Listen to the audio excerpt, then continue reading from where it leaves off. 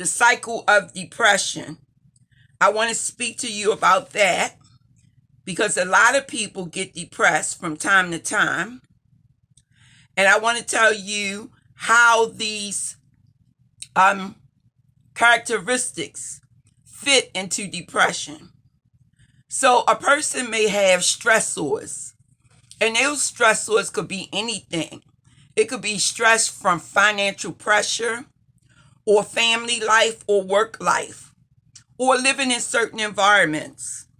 So those are stressors, those things that will push us to feel like we're stressed out. And these stressors come in the category of thoughts, feelings, and physical symptoms. They lead to a behavioral response. So a person may be thinking a certain way, and then from the thought comes a particular type of behavior.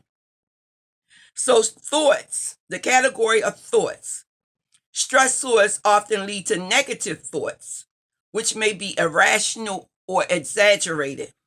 For example, the person may say, I need to be perfect. I'm not good at anything. Nobody likes me. This type of thinking is irrational and exaggerated because no one is perfect. No one is good at everything. And somebody likes everyone. So there's always someone who likes you no matter what.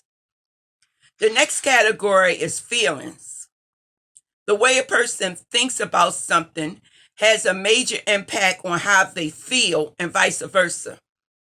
So feelings are categorized as sadness, anger, hopelessness, loneliness, or any other type of feeling an individual may have.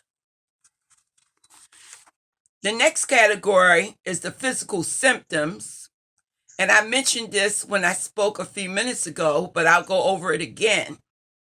The body responds to stressors and negative thoughts and feelings with physical symptoms such as fatigue, sleep problems, poor concentration, and low motivation.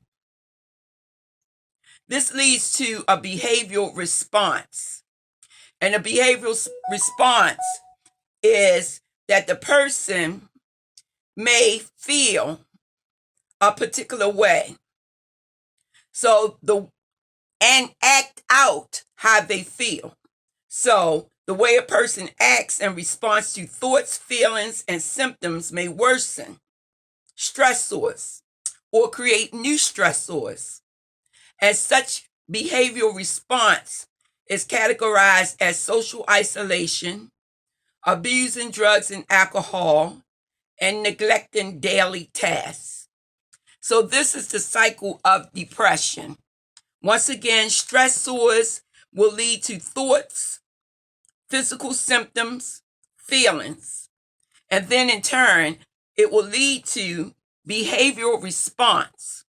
And these behavioral response can create new stressors in the person's life. And then it leads to more thoughts, physical feelings, and then behavioral response. And so in that sense, you can actually see that it's a cycle that goes round and round and round unless there's some type of intervention. And that type of intervention is called therapy and psychoeducation. Sometimes medication is needed, but the first step is always talk therapy to see if that works. If that doesn't work, then medication is used. And always the person is going to get some type of education so that they can know exactly what's going on with them, and suggestions are given as to how to handle these particular type of situations.